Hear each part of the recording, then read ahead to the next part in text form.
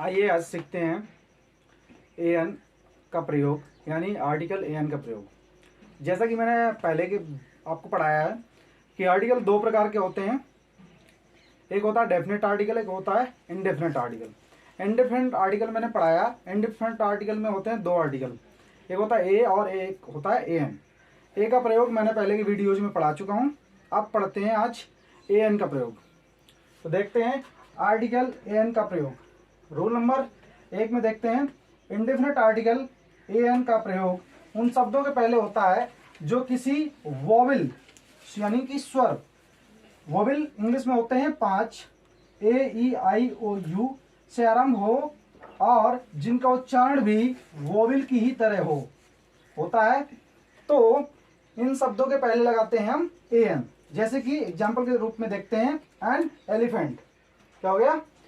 N elephant, an S, an orange, an umbrella, an ink pot. इस प्रकार से आप देख सकते हो कि एलिफेंट ई से स्टार्ट हो रहा है और इसका जब उच्चारण कर रहे हैं तो एलिफेंट यानी ए का उच्चारण दे रहा है, इसलिए ये ए क्या होता है? वोवेल होता है। वोवेल के अनुसार से क्या लगाएंगे? एन लगा दिया। जैसे एस, एस मीन्स होता है गधा, तो ये जो है एस, तो एस में भी स्वर आ रहा है, स्वर की वजह से क्या लग गया? एन।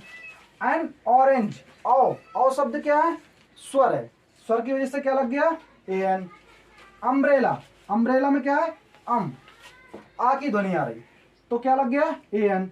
इंक पार्ट में क्या आ रहा है? ई की ध्वनि, ई क्या है? स्वर। इस प्रकार से क्या बन गया आपका एन।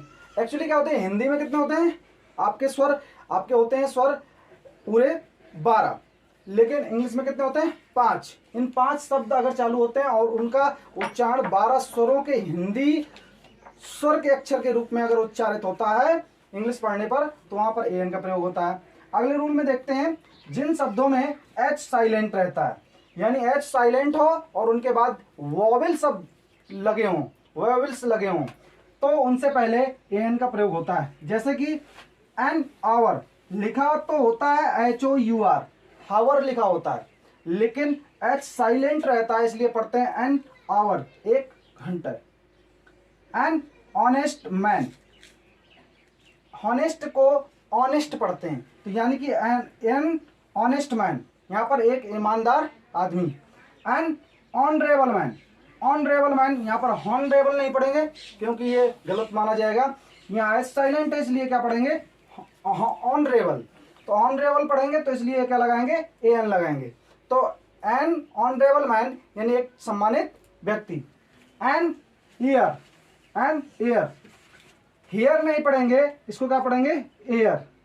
एयर मीन्स होता है उत्तराधिकारी, तो यानी एक उत्तराधिकारी।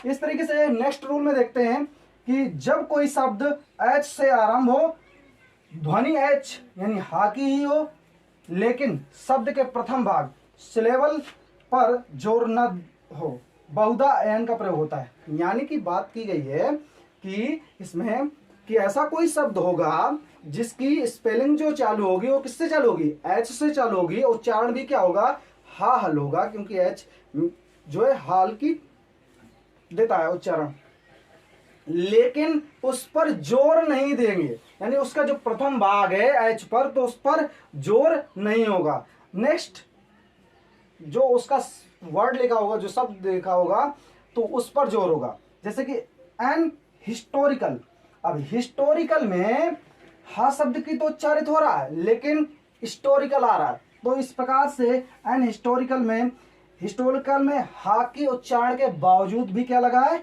एन, इसलिए यहाँ पर एन। और हिस्टोरिकल नॉवेल यानी कि ये ऐतिहासिक नॉवेल है।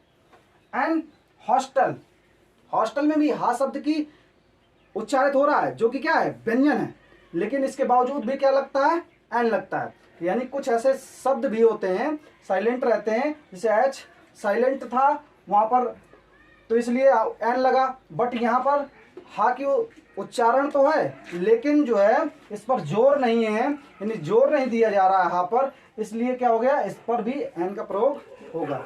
इस तरीके से आगे देख सकते हैं उन कॉन्सोनेंट्स से आरंभ होने वाले संक्षिप्त रूप एब्रिवेट सन के पूर्व जिनका उच्चारण ओवेल के समान हो तो एन का प्रयोग होता है। यानी कि कुछ ऐसे वर्ड्स भी होंगे जिनका शॉर्टकट फॉर्म लिखा होता है, यानी शॉर्ट फॉर्म लिखा होता है, और शॉर्ट फॉर्म का जो हमारा रूप होता है और जो उसका उच्चारण होता है उसके बल पर, यदि उच्चारण किसका है, वोवेल का,